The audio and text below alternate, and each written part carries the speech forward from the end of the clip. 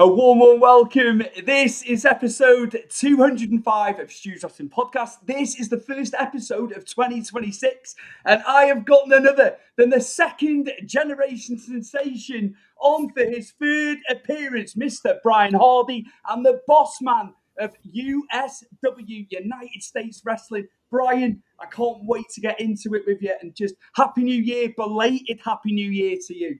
Stu, Happy New Year to you as well, my friend. It's always a pleasure to be on Stu's Wrestling Podcast, and I'm carrying the USW Tag Team Championship with me, so I just wanted to show that off before we get into the interview today. But man, it's been quite a while. I was doing my homework earlier. I saw that I was on the show 5 years ago. I can't believe it's already been 5 years that I was on the show for the first time, and then the last time I was on the show, it was 2 years ago, and I was like, it felt like yesterday. That's crazy. We were talking about all sorts on that show as well. We didn't know where Jay White was going at the time before he went to AEW, of course, and then we were speculating that it could be WWE. So that's how far back that episode was, mate. But in the midst of all this, you've moved from your home of Baltimore and you're now in Delaware. And everything is just going, it's like balls to the wall with USW, isn't it? Everything is happening. You've got your building that you're running it all out of. So just for the fans, the listeners, the viewers, how it's been going in Delaware and setting up USW there. I'll tell you what, man, it's been absolutely amazing. Crazy at times, for sure. I think the thing that is the wildest to me is I was born and raised in Baltimore, Maryland, and I swore I was going to be, Maryland living, Maryland stead, and at the very end, I would be Maryland dead. But, things had ended up happening where we wanted a quieter style of living. We moved out to the Delaware area.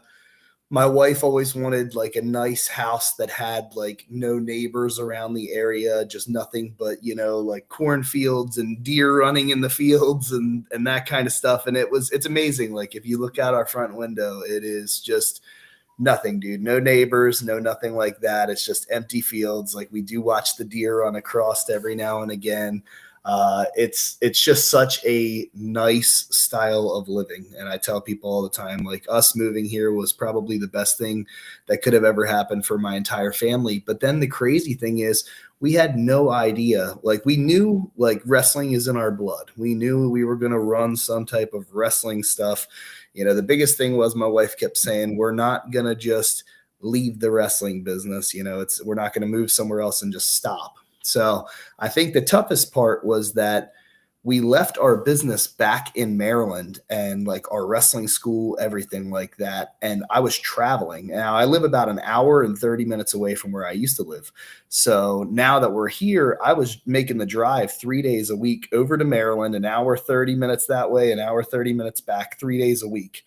And it got to the point where my wife had said, I want to try to find something around here. So Jay and Mark Briscoe actually live 15 minutes from here in Laurel, Delaware. I live in Seaford. They lived in Laurel while Jay lived in Laurel. God rest his soul.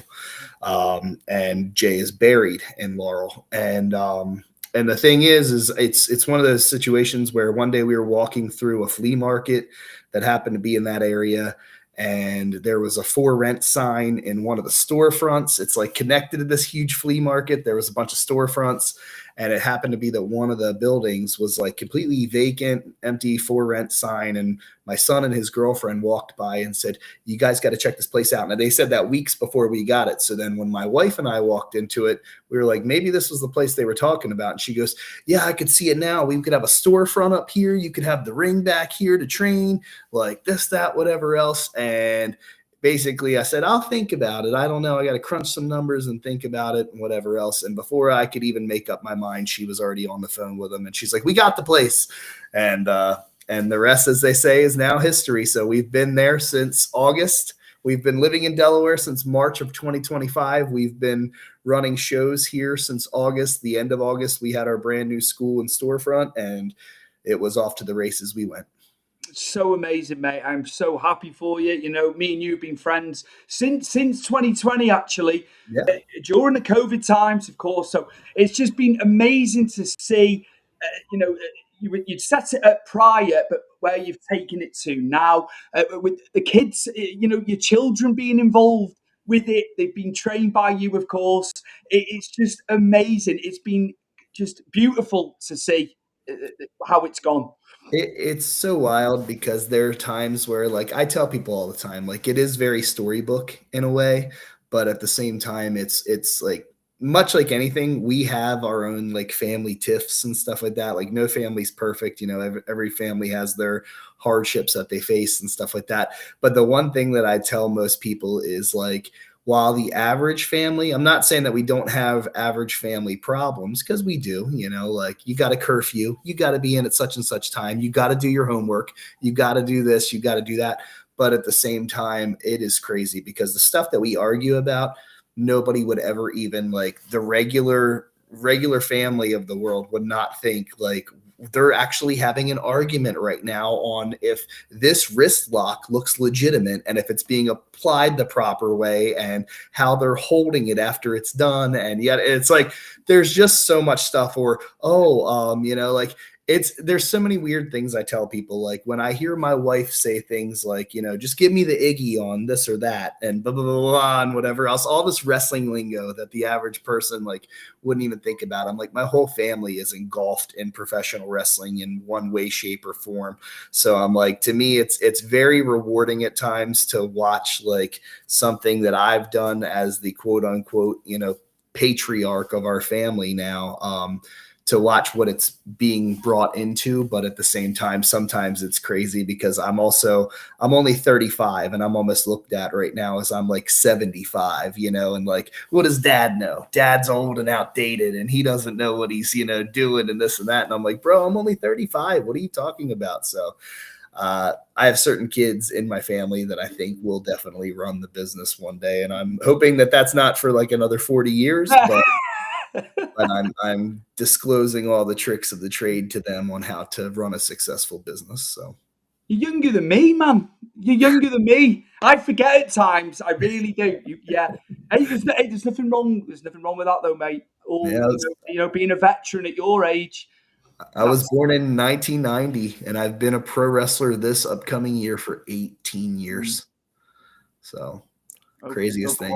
Over half your life, mate. So yeah. Testament to you that you're still doing it. It's still your passion. And we've got a show coming up as well. You've got a huge show, 7th of February, if I'm not mistaken. So I'm going to get the graphic up here. It's Justice, of course. And look at the litany of people on the top of the poster there. I've obviously had Dwayne Gill on the show back in 2020. One of my favourite episodes, I will say that. It was just a blast from, first minute to last with him. We've got Andrew Anderson as well, and Miss Karen there. And obviously King Kalua, who's been involved with you, loads with USW, of course. Yeah. And everyone else who's involved, obviously, with you week to week with the shows there below as well. Just amazing for February 7th. February 7th, USW Justice taping. We're filming 4 episodes that night. We've been running one monthly show here, but like I said, a monthly show for us realistically is a lot different than a monthly show for somebody else. You might go to somebody else's show and you might just get like 5 or 6 matches and that's that. With anything that says that word justice on it, you usually know that when there's a justice taping, you're getting 4 to 5 episodes in one show. So that could potentially be 16 to 20 matches.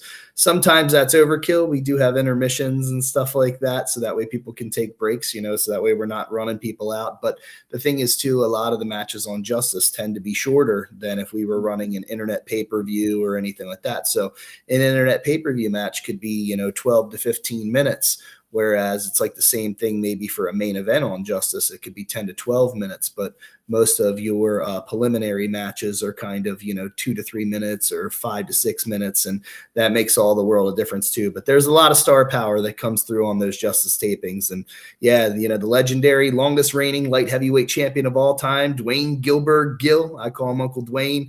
You've got a host of legends like guys like King Kalua, who has wrestled all up and down the coast, all over the country of the United States, and wrestled a who's who list of people over the years. And then you've got a guy like the reinforcer Andrew Anderson, who was seen in The Wrestler with Mickey Rourke, and he has traveled all up and down the coast too, wrestling people. I mean, he had mentors like Kevin Sullivan, Greg the Hammer Valentine, and the list goes on and on. So it's wild. Then you got the underneath of them, you got the legendary Playboy Bob Starr from WCW and WWF. So that's cool. Sawyer Brothers, Luna Lynn, Byron Simmons, all the champions are there. Yours truly's there. And the list goes on and on, but it's a great time. And I mean, for the ticket price, we were just talking before we came on the air about trying to make tickets affordable for, people that have families and little ones and stuff like that. So we're in a small venue right now. It's like our little version of the Sportatorium pretty much. So it doesn't seat very many people, maybe 50, 60 max, but we've sold out the last 3 shows, which has been great. We did have Enzo Amore there back in October.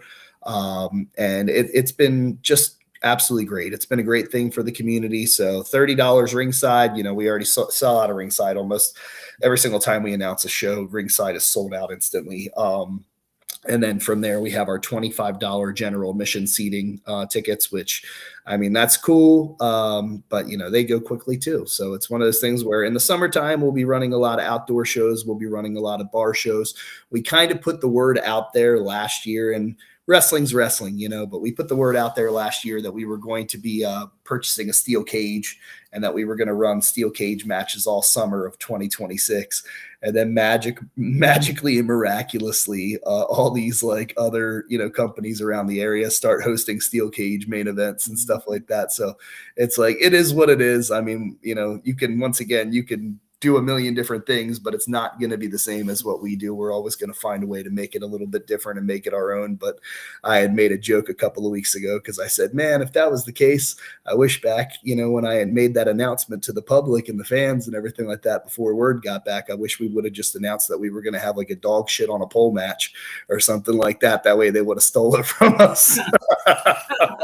It's the age-old thing with the business, unfortunately. There's imitation and there's let's copy it. It's just the way you're talking about it, you're dead chilled about it. It's just one of them things, isn't it? It will happen. It will continue to happen, but my word. Mr. Armstrong's at the bottom there. He really gets on my nerves. I would love to slap the taste out of his mouth. I've never got in the ring. Yeah. Yeah, I could see you doing that. If you ever come to visit the United States, I could see you just laying one into stunning Adam Armstrong. He's just arrogant. He's arrogance personified, that man, from what I've seen. Yep, I would be here for that. So, but it's crazy. Speaking of him, tomorrow night, then this is how wild this kind of stuff has been around here. We just filmed a commercial this past week for a mental health practice in the area that had the Sawyer brothers on it and everything like that. Tomorrow, we're filming a USW commercial, a sponsorship commercial at a local meadery that we are actually partnered up with. They're called Brimminghorn Meadery, and stunning Adam Armstrong is the star of that commercial. So wait until you see that one, because that's going to be crazy. I'm going to be aghast, I think. I'm going to be red hot looking at it, and it's like, I'm all the way over here. I can't get over there. Saying that, I'm not trained. You'd have to train me a little bit first. I'd be getting tied up in the ropes. I'd be like Bambi in the ring, probably. I suppose, hey, he's doing his job if he's getting me angry. Yes. He's doing what he's meant to be doing, mate. Yeah, and I'm going to tell you, too, while I'm remembering about it, the weirdest thing, too, now that I just said, like, the thing about filming a commercial tomorrow and stuff like that, I'll tell you, Stu, wrestling has been, like, my whole life. And you hear a lot of guys say, like, it's my life and this and that and whatever. Bro, it has been my life more so in these last couple of months than ever. Whereas, like, ever since we've owned the store and the school and been running the live events and everything like that, like, for the first time ever actually in my life, I'm like, whoa, this is my life. Like, there is no backup plan. There's no like, welcome to McDonald's. Can I take your order? There's no this or that or whatever. Not that there's anything wrong with that, but I'm like, when other people hear people talking about like wrestling being their life, I'm like, this is my life right now. Like, this is my way of paying my bills and all that kind of stuff. So when people always say, like, when you have competitors in the wrestling business and stuff like that, and they always say, like, don't take it to heart, like this and that, it's just wrestling. And it's like, no, it's not just wrestling. Like, it is my entire existence. Like, I've put all my eggs in one basket, so to speak. And And it's like, man, like, so yeah, it's wild. Cause like I said, maybe like 5, 6, 7 years ago, it would have been like, yeah, if this or that fails, like I have always got this other thing as a backup plan. And this, I mean, dude, we jumped in the pool, we cannonballed in that pool, and we are in that thing now swimming around. And I'm like, there is no other means of, revenue. So I'm like, there's multiple avenues of revenue, the wrestling school, the merchandise sales, the live events, everything like that. But I'm like, it is crazy. Like when people always say like, it's hard for me to understand, like when I'm talking to like other talents that come in and travel to wrestle for us and stuff. And they're like, yeah, like I got my day gig during the week and yada, yada, yada. But I'm like, this is my only gig. Like, that's that. I'm grateful. I'm thankful, but I'm like, good Lord, Absolutely. But it all falls on you at the end of the day as well. yeah, It's pressure. It is pressure, mate. But it I is. know how invested you are, mate. I know you well enough, and it's testament to you. And I know you'll make it successful. And you're thinking of everybody else though as well, mate. It's you're looking after everybody as well on top of everything. I know there's a multitude of things with Oh yeah. running it.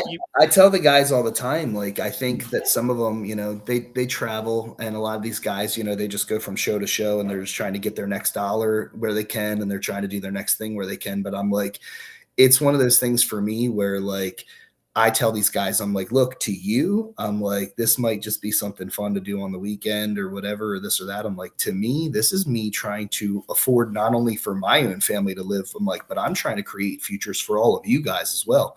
I was like, so while you're thinking like he's just scraping by the bottom of the barrel to do what he's doing or whatever, it's like I'm out there trying to figure out like, can I make this guy enough money that he could put his kids through college? Could I make this guy enough money that he could put a down payment on a house or a car or this or that or whatever? And I tell people all the time, they always say like Brian Hardy's famous line is Rome wasn't built in a day. And it really wasn't, but it's one of those things where it's all a work in progress. I'm further right now this year than I was last year, and I'm further last year than I was 5 years ago. So like everything is definitely an increase in seeing how the business side of things operates, but man, it is not easy. I think what better time to go to an independent show though as well. We spoke off camera about ticket pricing Yeah. for WWE. I went for years. I went over to the States for years, and it was affordable, even flying over and what have you to do WrestleMania and stuff like that. But I think now more than ever, hopefully, because WWE pricing so high and ridiculous, more people will check out USW other independents across not just America, Yeah. across the UK, all over, mate. Because it's got to be affordable, as you said. Yeah, and that's like I said, even when we were talking off air, I said that's one thing I always credit Vince McMahon for is like he wanted to make prices affordable for an entire family of 4 or a family of 6 or this or that or whatever.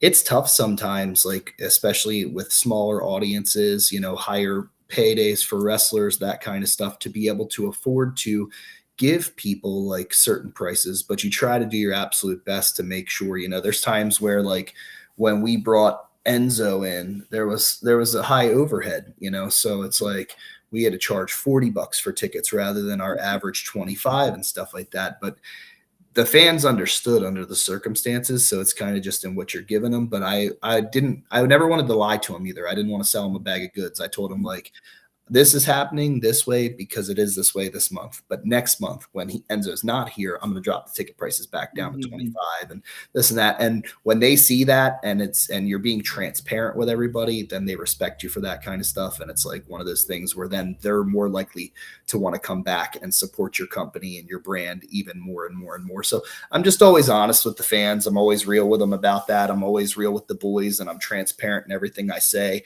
It's kind of funny because a lot of the guys are starting to understand, like when I tell them, months out, like hang tight with me and something really good's going to happen, and they stick with me for, 2, 3, 4 months, 2, 3, 4 shows.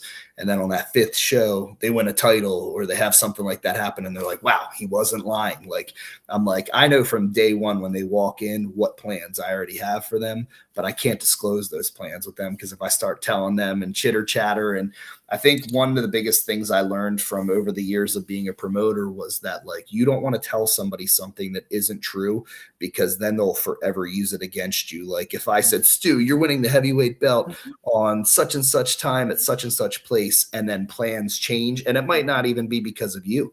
It might be because the guy that you were supposed to be wrestling, didn't show up, or this or that happened or whatever. Then it makes me look like a bad promoter if I promised them that this was going to happen or that was going to happen. So I'd rather not say anything and just keep a basic lid on it, and then them show up to the show and me say, hey, you're winning the belt tonight, and then they're like, what? Like I take a lot of pride in that. It blows people's minds. Like people still care. I know a lot of people say it's a prop. Who cares? It's not just a prop, like winning something or having something like this on you means that the company trusts you enough to be the guy, in some way, shape, or form. There's a lot of trust. There's a lot of faith in the fact that, I think that, you're entertaining to the fans, and that you'll do a good job to help want to put another, set of asses every 18 inches, and stuff like that. So there's a lot more into it than people just thinking like, oh, it's just a prop and, this and that. It's not just a prop. I mean, for me, I live in it every day, so it's my life, So. Absolutely, absolutely. I'd like to talk about the academy, Sure. USW Academy as well. We need to. There's plenty to talk about still. Just as you can see there, pro wrestler manager or referee, classes 3 days a week. So yeah, there's lots going on, isn't there, for people wanting to get into the business with you guys. It was kind of crazy because for years I had run pro wrestling training out of my actual house. Like my grandmother's house that I lived in, the basement was set up much like Stu Hart's dungeon. And people still to this day always tell stories about that and talk about that. And then out back, I had a wrestling ring in the backyard. So that was just the way that it was for a number of years. And then it got to the point where I was like, all right, no, I'm really going to start getting like serious about this kind of stuff. Like I'm going to get insurance. I'm going to get a building. I'm going to this, I'm going to that, I'm going to whatever. And it was like all time to take all the next proper steps in the business world. So I did all that. We ended up at a facility that we shared with a boxing coach inside of a mall. For those of you that live in the Maryland area, it was in Marley Station Mall in Glen Burnie, which is currently, to my knowledge, about to be shut down. So it's kind of talk about timing. Perfect. But it was a mall that I grew up going to as a kid. It was an amazing mall. And about within like the last couple of years, it really turned into a ghost mall. So there was a boxing coach there, and he would basically let us set up our ring in there next to his boxing ring. So we had a boxing ring and a wrestling ring side by side. We would tape our Justice shows that we started at the beginning of last year out of there for the first couple of months. And it was just a very nice setup, and it worked for what we were doing. But much like anything, you start to outgrow, stuff. And we had an agreement with him where we paid him like X amount of dollars a month, and we would get like 3 days a week to like train. That's how the whole thing came about on that flyer there about classes 3 days a week, because that's initially what it was. But back then it was like Mondays, Wednesdays, and Fridays, 6 to 8 p.m. And when we moved here to Delaware, and we put everything in motion for the classes to start taking place, I kind of had changed it to the nights that I thought that I was going to work at a gym. So I thought that I was going to work at a Planet Fitness again, which I had done a few years ago previously, just on the side, and it was going to be my side money. So in case anything happened with the business or anything like that, that I just had coverage and side money to take care of things. And I had all intentions on restarting at Planet Fitness. I had a friend of the family who ended up scoring me the job here in the city, and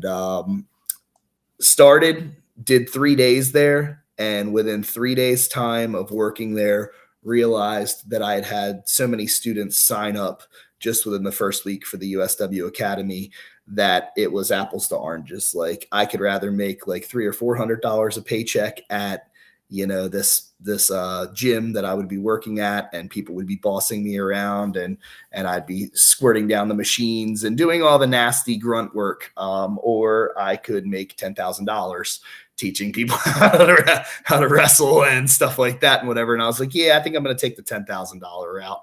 I was like, because we had enough signups in the first couple of days that I literally went, well, make like $300 or $400 for the week, or make 10 grand for the week. And I was like, I'll make 10 grand for the week. So I put every single ounce of my fiber and being into that place. We started running, wrestling training Thursdays, Fridays, and Sundays. Like I said, originally, the reason we picked those days was because I was still going to work at the gym while doing that. Like I said, that lasted all 3 days. And I said, respectfully, thank you, but no, thank you. I'm not going to be able to, work this job and run this wrestling school. So I was like, this is going to be a full-time deal for me. We do run the store. Like I said, the storefront is open Wednesdays, Thursdays, Fridays, Saturdays, Sundays. Mondays and Tuesdays are like my weekend pretty much. So like I tell people all the time, even on a day like today, it is Tuesday and I am sitting here on an interview with you, but that's good for me because really like this is almost like my Sunday right now. So tomorrow when it's Wednesday and everybody's hitting the middle of the work week and their regular jobs, that's my Monday. So Wednesdays are my Monday. So it's kind of weird. And then basically we have our busiest days are Saturdays and Sundays. Saturdays and Sundays are absolutely crazy for the store because that's when the flea market's open. That's when people are walking through, stopping by, purchasing stuff and checking things out, usually always conversating with my wife and my kids about the business. But we really do put in the work, though, for the wrestling school on Thursdays, Fridays, and Sundays, 7 to 9 p.m. And then we have 2 days a week that are open ring. So, like, I don't think that the average person even understands, like, even people that are in the business. I don't think the people that are in the business understand, like, what the open ring is. But pretty much, like, the open ring is for people that are trained or have years and years and years of experience in the business to just come and work out. You pay a flat rate for the day, and it's like basically like going to buy a day pass at like Planet Fitness. It's the same thing. Like you're getting, a day pass to the USW Academy where you can come on a Wednesday or a Saturday and basically work out in the open ring for a few hours with like all the other students that are there, or any other professional wrestlers that are there in the area that just need to train for the day and stuff like that. And you would not believe how many people do not take advantage of that. And I'm like, that is insane to me because there are so many pro wrestlers around here. And like, there's multiple wrestling organizations around here too, like probably about 3 to 5 of them. And to my knowledge, I think only one of them owns like a wrestling school thing, whatever, if they want to call it that. But I think the thing is deep down, like you got all these other wrestlers that just are not even like practicing their craft or honing up on their craft because they don't want to, come over. And it's like, good Lord. Then there are other people, like I said, that try to sneak in the door and they don't know a wrist lock from a wrist watch. So like they get exposed very quickly. And people hate that kind of stuff too, because people say like, what's the requirements to come in there and train? And I'm like, well, you got to rather have a wrestling certificate from a previous school that you've trained at. I'm like, where you have to have a valid wrestling license in some state somewhere right now. I'm like, otherwise you get in my ring and you don't know what you're doing. I'm going to be asking a lot of questions. Obviously we make them sign release forms and pay their money to train and stuff like that. But it's absolutely crazy because there's like guys that come in and they try to like put a wrist lock on and they're doing it the wrong way. And it's like, you're not really trained, are you? And after about 15 to 20 minutes, then it comes out that like they pretty much snuck their way into the business and stuff like that. And it's like, yeah, that's like a liability disaster waiting to happen. It's dangerous. Yeah. It's the danger of it. It's just that to me is crazy. Crazy, yeah. Brian. I watch it. Like I said, I watch all that kind of stuff like a hawk. I pick people out for different things. There was a video that popped up the other day online, and I won't go into detail because I don't want it to get too, the person to find out and whatever, and it create a ruckus. But it was somebody that I respected very highly in the business, like as a wrestler. And I'm talking from generations and generations and generations ago, teaching younger people how to do something, but as they were teaching them, it was incorrect. Like it was just blatantly wrong. And I'm going, that person should know better. You know what I mean? Like that person should really, really, really know better. Like when it comes to teaching the younger generation stuff, and instead they're not, and they're just allowing the younger generation to believe that that is real, because wrestling is one of those things. Like I said, it's very subjective. Everything is, like it's like your favorite color or your favorite ice cream. Everybody's got a different view and opinion on things, but mine included. But the one thing I told my students is I'm like, you are so lucky that I am teaching you the right way and that I'm training you how to do this the right way. And something as simple as a wrist lock or a hammer lock or a headlock, I'm like, can be messed up so very easily and can cause so much damage so very easily. I'm like, but instead, I'm like, you're here learning how to do it the right way and you're doing it fluently. And it's just, I said, at the end of the day, yes, you paid a pretty penny to be here. It's not cheap. I'm like, but at least at the end of the day, you're going to have a certificate and you're going to know that that certificate is going to be your legitimacy into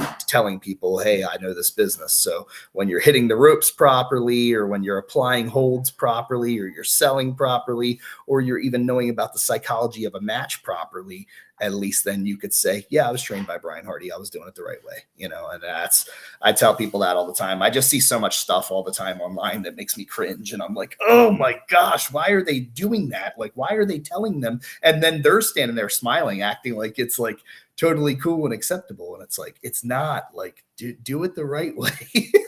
There's a myriad other ways of looking at this, but when they put these videos on the socials, part of me just thinks it's for views and Yes. monetary gain. They're the two things. There's loads we could go off with that in terms of opinions of it. But I don't even think it's not even about being professional, is it? It's a money. They're attempting to make money through views. I think it is. It's a day and an age of everything is clickbait. It's a day and an age of like, I could go on right now, like I said, if I wanted to, and create a USW page where all we do is post giving people arm drags and doing this and doing that. Now we've posted teasers here and there, but that's just to show people what the school is like and make them feel comfortable enough to want to come there. But we don't give away all of our secrets on camera like that. We don't say all that kind of stuff. And I feel almost like when you're giving that away, like you as a trainer then don't take pride in your craft, because like, if you spent as many thousands of dollars on wrestling schools and seminars and camps and tryouts as I have, then you would want to get reimbursed for that kind of stuff. But at the same time, I also tell people, I have a funny story about a dad that brought his kid in to our school and sat down and filled out the stuff in his checkbook and was like, how much is it to train? Oh, it's $3,500. Okay, I got you. And started writing the check, and he slides the check across and goes, so does this mean he'll be on Monday Night Raw starting next week? And I literally just looked at him and passed the check right back across the table and said, maybe this isn't for him. Like, I'm just very brutally honest and real, and I'm transparent. And I think that hurts a lot of people's feelings, because like, me being truthful comes off to a lot of people and hurts a lot of people's feelings. And there's guys like, there's another company, like I said, that runs, shows in this area, and they have a training commercial, and it looks like they're training out of somebody's garage or something like that or whatever. And the guys on the commercial look like they're practically like breaking each other's necks and falling over each other as they're doing holds and moves and stuff like that. And I'm just like, once again, they would think like, God, he's such a jerk for saying that. No, I'm real. I'm transparent. Like, when you're watching that and you're visualizing it the way that I'm visualizing it, and you've been doing this for the last 18 years, it's almost looked at like in a joke form, like it's almost looked at like, you've got to be kidding me, because then that's when I look at things and going, they're ripping people off. They're taking people's money, acting like they're teaching them how to do something that they don't properly know how to do themselves. How can you teach what you don't know? Just fly by nights everywhere, mate, by the sounds of it. That is what I'm getting. But again, you have to be honest, Brian. Yeah. Because you care about the business and the business going forward. Yeah. It has to be right. It has to be safe. And there's a lot of wrestling schools in the air, not in this area, so to speak, but just on the coast in general, that I would recommend to people in a heartbeat. Like, I would tell people like, yeah, go to Flatbacks, like learn from Tyler Breeze and learn from this and that. Go to, it's by invitation only, but like go train with Natty and TJ at the Dungeon 2.0, like that type of stuff. Like, there's plenty of credible places where you can get taught properly by credible trainers.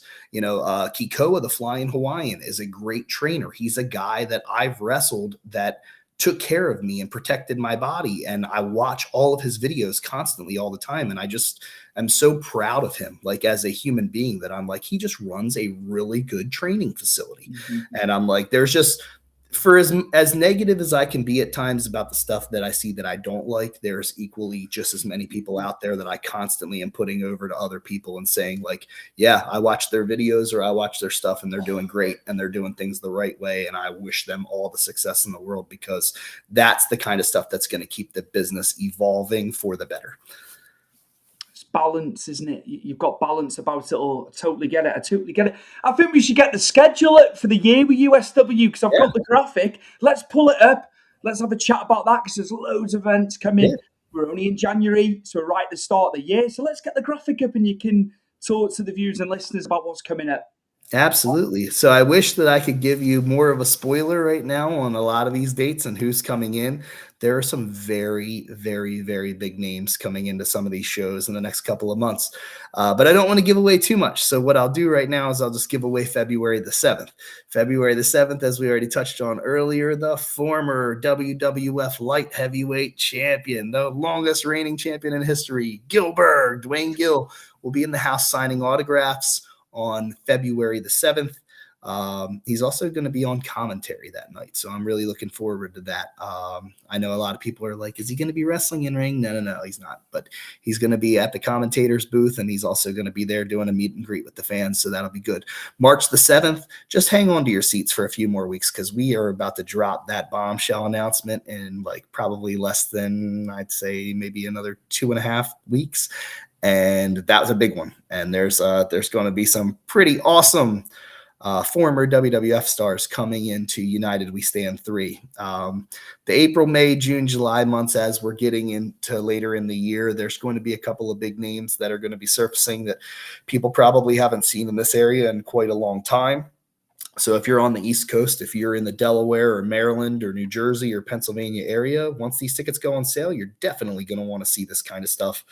And, that's the thing. And while we're on the topic of things, so the name of the storefront is called the Rock and Wrestling Collection. As you can see the logo there down at the bottom, it does say open 7 days a week. We are actually open only 5 days a week now. So like I said, that's Wednesday, Thursday, Friday, Saturday, Sunday. We will be there from noon till 5 p.m. every day. The weekends, Saturday and Sunday, we're there at 10 a.m. instead of noon.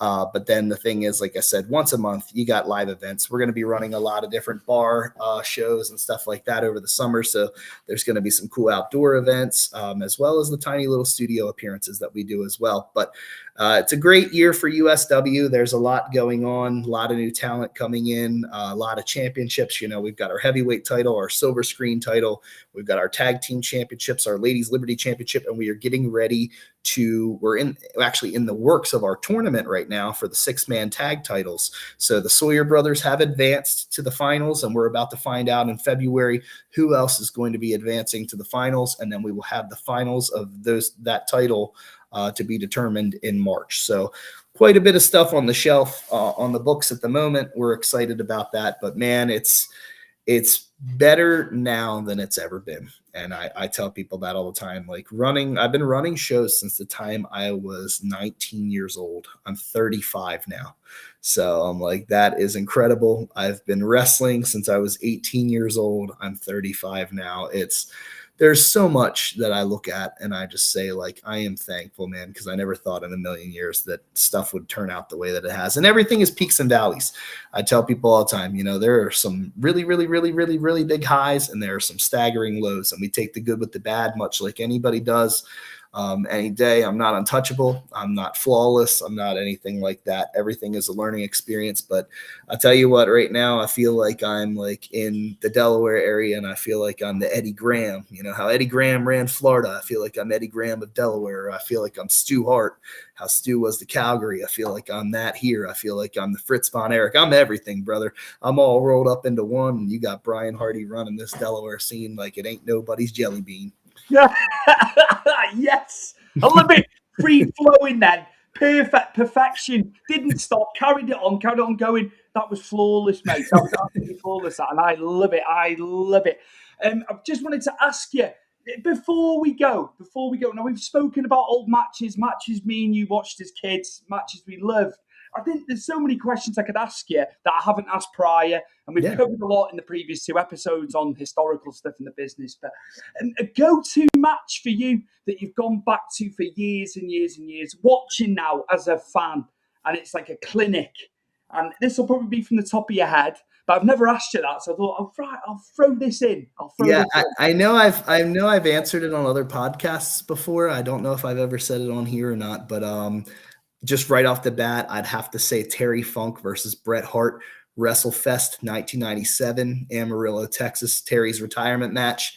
Dennis Stamp was the referee. It's the match that's also seen in Beyond the Mat, and stuff like that. There's quite a bit to it. And just Bret and Terry are both just wrestling purists and just absolutely fantastic. And it's like, if you want to watch something that just screams pro wrestling spelled WRESTLING, it's Terry Funk and Bret Hart. Absolutely fantastic match. Yeah, watched it many a time. I miss the old school stuff, mate. I really do. And I was watching current product. I continued, but now I'm going back. I'm going back to old stuff more and more, and I always have done, but even more so now. I'd rather pick up an autobiography by a wrestler. Yeah. And that's just a personal thing. Like my nephew absolutely loves WWE now, and that's great. And he keeps me in the loop with what's going on. But I'm just finding I just do not watch. I do not watch it. I see clips for the most part. I couldn't tell you the last time I watched it on Netflix, Brian. Yeah, there's no school like old school. I tell people that all the time. I watch wrestling. Wrestling is on my TV almost, and I wish I was saying like joking or hypothetically speaking or whatever. Wrestling is literally on my TV about 24 hours a day, no joke. And I'm always, whether it's a store, whether it's home, or whether it's anything, I'm always running old school wrestling on the TV, or I'm running old wrestling interviews, or some new stuff. Chris Van Vliet's interviews that he does with people. Different stuff like that. I'm constantly educating myself.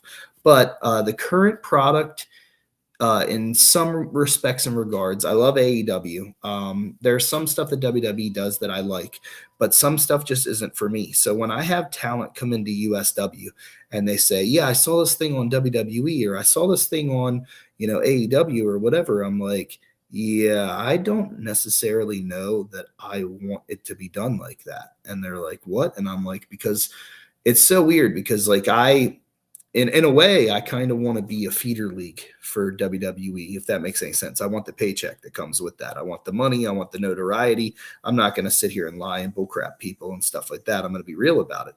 But at the same time, if that never happened, I'm running my own product. I'm running my own show. I'm producing my own 52-week, YouTube show that's on every Saturday morning at 10 a.m. And it's like, I want to do what I want to do. So the people that are out there, the amount of people that come into my store and tell me, I just don't like the current product at the moment, or I don't like that this company is doing this, or I don't like that this company is doing that. I kind of tell my wrestlers, why would I want to do that then? Why would I want my show to be exactly like their show or their show? I would go the exact opposite way of everything that they're doing and almost bring it back. What is old is new again. So you take something from 20, 30, 40 years ago, you recycle it, you rehash it, and you put your own little spin on it, and you've got great content right there. So it's like, what is old and what once attracted people to the product can be new again. And it's just two different faces. It might be the same exact story, and you might just kind of turn it and twist it just a tad bit. But that's what USW is. And when people come into my store and they say, oh, we loved the 80s and the early 90s and this and that, and I'm like, well, go watch USW Justice, because then that's what you're going to get. It's not going to be current modern day product. You see occasional things here and there. I'm really not a huge fan of all the flippy dippy stuff and everything, but I let people sometimes get away with it on my show. Most things are, produced through producers and stuff like that backstage. Other things are kind of fly by the wayside, but that's very rare that I give that many people that much freedom. So, but yeah, the current product, it doesn't do a whole lot for me. And like I said, my thing is every time someone asks me, like I said, like, well, WWE or AEW or this or that does this or that, it's like, I'm not trying to be like them. Like, would I be sitting? I'm not bashing them either. Like I said, if either of those companies want to give me a job, and you know, whether it's in front of the camera or behind the camera, and they want to pay me a lot of money, then I'm cool with it and I'm there. But if it's not, I'm gonna keep beating to my own drum. And like I said, it's one of those things where like I will continuously be around this business my entire life. There was a couple of my competitors, and I call them competitors because I look at everything much like Vince McMahon. You know, everything's competition. You know, like the guy down the street's daughter that's having a high school, play. You know, like that's competition to a wrestling show, because you might choose to go to that high school play and spend your $12 or $15 there rather than coming to see a wrestling show. So everything is competition. But in the wrestling world, I consider it to be one of those situations where like we could work together. Nobody wants to work together, so now all the promoters in the area are kind of like getting together to try to like run me out. And my wife's like, how can you run us out when we're doing something that you're incapable of doing? And I'm like, that's exactly correct. Jealousy, I'm sorry, jealousy is rife in every facet of life. That is just be happy for people, isn't it? But again, the wrestling business, it's famed for just backstabbing, and you know this, and I know that. So you've just got to carry on doing what you're doing. You're centered around your product, and that's it, mate. There are some promoters around here, like I said, that are really good guys that do me some serious favors, you know, some serious solids. I work for them, they work for me, and it's all good, you know. And there's other ones that, like I said, I couldn't even have a cup of coffee with, no matter what, you know. Absolutely. No, don't blame me. I don't blame you. You said about Chris Van Fleet just before we go. Sorry, mate. You're fine. You're good. I'm running over, mate, and I apologise. You're fine. Raven's obviously been on recently on CVV. Yes. Have you seen Nevermore, the documentary? Because I have. So I actually, no joke, I was getting ready to tell my wife that I want her to make the purchase for me this upcoming weekend because I have a little bit of downtime. So I'm going to catch up on everything that I haven't been able to catch up on. But I did watch the interview with him and Chris Van Vliet together. And that's what made me want to watch the documentary, is just everybody constantly talking about it and saying how great it was. And what did you think of it? Amazing. Absolutely fantastic, mate. They missed a trick in WWE when he was in the mid card, when he came in, he came back after being Johnny Polo. I didn't even know he was producing WWE on the first run. He was a producer. Yep. Oh my days. I learned something. I think I know it all, as a fan. And I was like, wow, he was producing. But he said like Shane McMahon was different with him the second time. They were very tight, weren't they? So it's quite sad, really. But again, it did make me laugh with CVV when Raven told him, he said, I'll live to be 80. And he goes, you're 3/4 of the way there, though. Yeah, but I'll live to be 80. And, he's had all his ailments and problems after, hasn't he? It's sad seeing him shaking and stuff, but, he's under no illusions what he put his body through his career. And he's a legend any way you want to look at it. He's a legend. He put in his time. I've had Raven on shows of mine before and stuff like that, but just a great dude and a great talent, very underutilized at times, I believe. And just one of those things, like I was a Scotty the Body fan, then I was a Johnny Polo fan, then I was a Raven fan. So like anything he touched, in my opinion, turned to gold. And it's just very crazy to see, like, now all these years later, like he has left an indelible impression on the professional wrestling industry.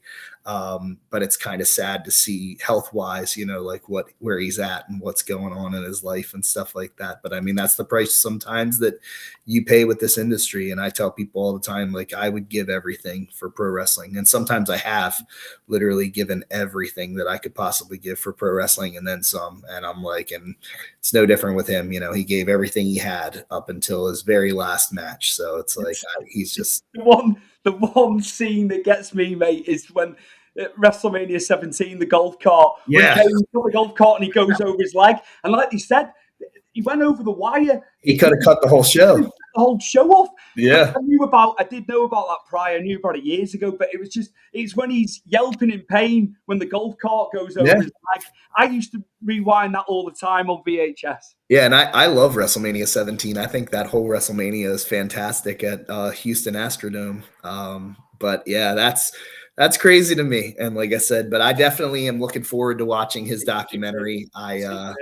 It is brilliant, mate. I was like, I'm getting this tonight. This was probably November. It hadn't been out probably 2 days. Oh And wow. I have to do nighttime viewing. The headphones going in bed. The wife has got the TV. She always has the TV at night. So I fall asleep half the time and I have to go back and I have to rewind things. I'm in bed watching it half the Yeah. time, Brian, but it was just brilliant and you're going to love it and you know you're going to love it. Yeah, I'm looking forward to it, man. And like I said, it's one of those things where like I'm constantly immersed in everything pro wrestling. So it doesn't matter if it's new, old, if I'm a few months behind or 30 years behind. If it's good and it catches my eye, I'll definitely watch it. So that's something I'm looking forward to diving into. I'm also I think you said something earlier about books and stuff. I'm reading the Natalia book at the moment. So Wow. someone Do you know what? I've not got it yet. So yeah, just talk to us a little bit about that actually. Yeah, someone had purchased it for me as a Secret Santa gift, and I thought that was amazing because like I was able to put like 3 things on a list that I wanted for Christmas uh, at this family party that we went to, and I ended up getting this Natalia book, which was awesome. And I'm about 5 chapters into it right now, and it's so tough because once again, there's not enough hours in a day, but it's one of those things that as I'm reading it, it's like you just don't want to put the book down. Like it's so good. There's a lot of insight to things about Jimmy Emil Neidhart in there that you obviously would never have known about up until now, and things of that nature and stuff. And some of it's disheartening, but as a wrestling fan, no matter what, you're still going to love the Anvil, and stuff like that. So it's wild. So as the story goes on, I mean, we've touched on different things that happened. I think my biggest takeaway from the book right now is from anybody that ever watched the biography with Owen Hart, like back in like 1999 or 2000, right around the time that Owen had passed away. I can't remember if it came out at the end of 99 or at the beginning of 2000, but they were doing like Body Slam week on A&E. And it was like basically biographies at that time with like Jesse the Body Ventura, Stone Cold, Mick Foley, Owen Hart, and somebody else. I can't remember who it was, maybe Hulk Hogan or something like that. But I remember having all those on VHS tape recorded from my house. And the thing that was crazy was the Owen Hart one. They talked about how his nephew Matthew passing away had caused like such a disheartening feeling in within the family and stuff like that. And to speak on the character of who Owen Hart was as a human being, and everybody hears a million stories about how great Owen was and how great of a human being he was and stuff. And in this book, Natty talks about how Owen was the one to pay for Matthew's funeral. And that was like really crazy to like read, but then also that like one of the Hart brothers, I think it might have been Ross or somebody like that, had watched BJ's kids while they went on a vacation trip that Owen basically paid for to get their mind off the fact that their child had just passed away. So it just speaks volumes of the human being that Owen Hart was and how much he was actually willing to do for, not only his family who he loved, but to also, do for just random acts of kindness for strangers and stuff like that and everything. So it's pretty wild. He was the jokester, of course, but Yeah. then on the flip side, when you hear that, the family man, and yeah, just again losing him in '99, mate. And I Yeah. think we have spoken about it before, but just so sad, mate. So sad. I'm currently reading The Irresistible Force, so it's Brian R. Solomon has written it. It's on Nice. Gorilla Monsoon. Um, just amazing, absolutely fantastic. So I recommend that as well. That's It awesome. speaks about when Brian R. Solomon was working at WWE and he interviewed Bobby Heenan at WrestleMania 17. So there's a little bit in the beginning about that because Yeah. obviously he was doing stuff with Bobby for the magazine when he was on the editorial side there. But yeah, like he interviewed all Gorilla's family for the book. It took a while for it to come out, but it is superb. I highly recommend that. And I've also got waiting in the wings Barry Horowitz's book as well. That's I awesome. need to start it. I I need to wanna I start. wanna read that. There's quite a bit that just came out. Did you see that Barry Darso came out with a book as well? Yes, I think Ben Veal over in the UK Wrestling Life. He's got his podcast. He's written Mark Miro's book. Oh, He's about to do Mark Capani's book, so it'll be a lot to do with Mohammed Hassan character. But he penned it. He penned the book with Barry Darso, Ben Veal.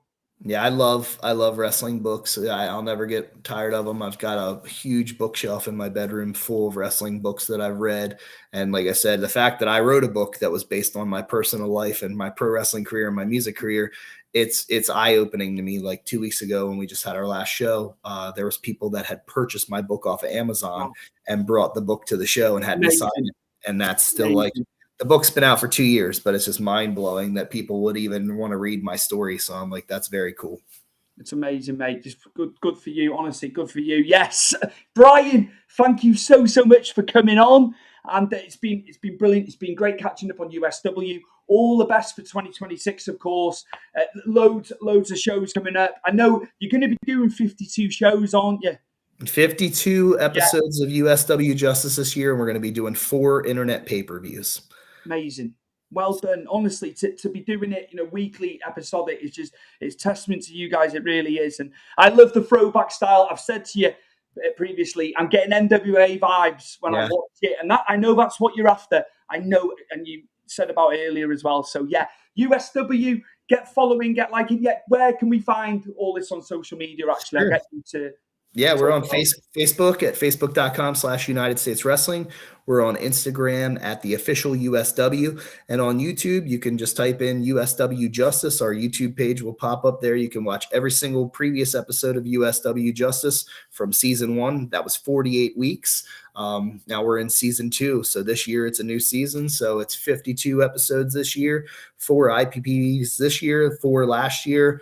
And we add additional content, commercials and such like that all the time. So we're just doing it, man. I cannot thank you enough again for having me on here, Stu. Every single time I get to talk to you, it's an absolute pleasure.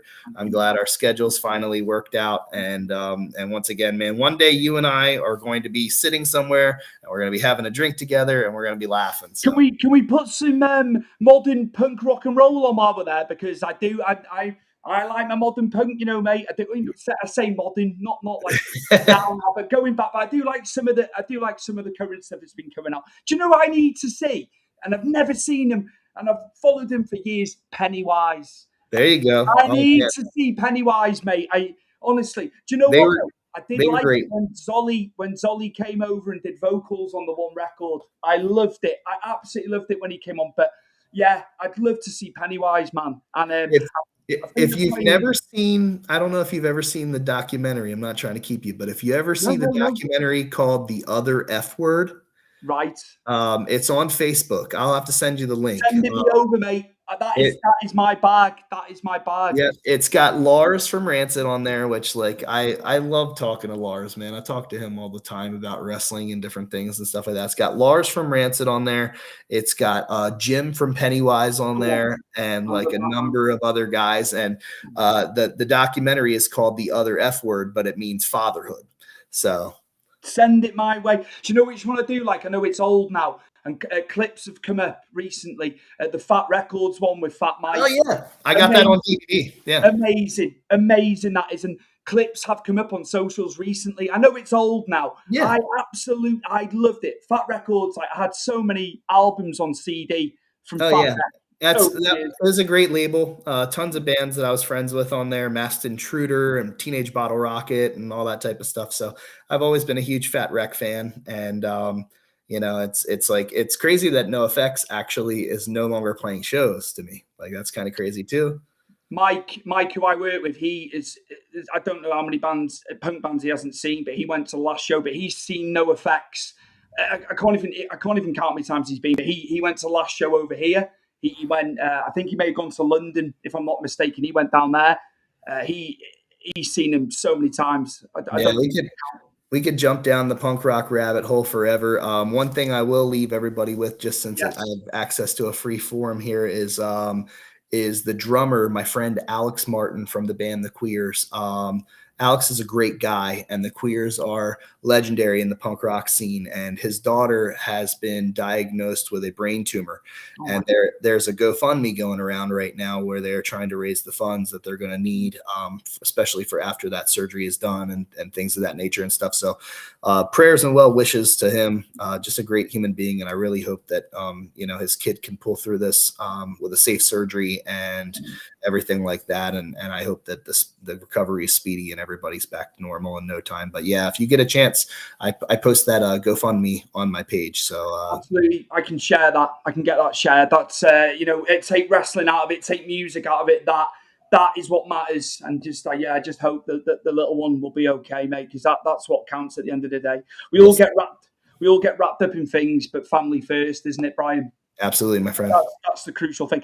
The second generation sensation, USW Tag Team Champion, former World Heavyweight Champion at USW as well. It's none other than Brian Hardy, who's been on for his third appearance, the boss man of USW as well.